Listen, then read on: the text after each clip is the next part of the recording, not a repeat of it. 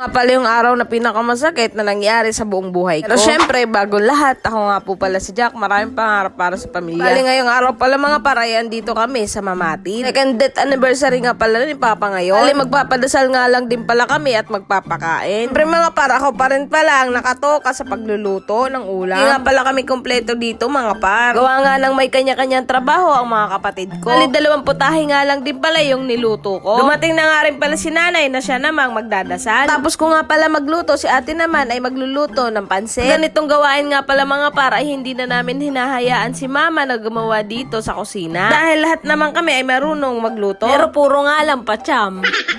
Siya nga pala mga para, dumating na nga rin pala yung pinsan namin. Kaya nga rin pala kami nag-order ng nakabilaong puto at maha. Sarap yan pal, promise. Kung gusto nyo nga rin pala mag-order, bisitahin nyo na nga rin pala yung kanyang Facebook account.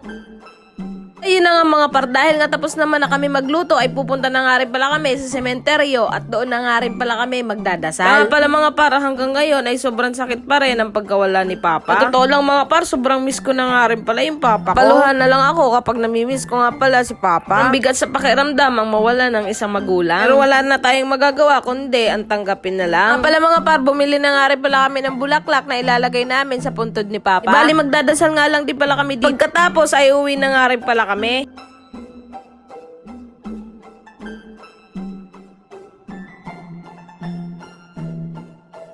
Lang, salamat sa panonood.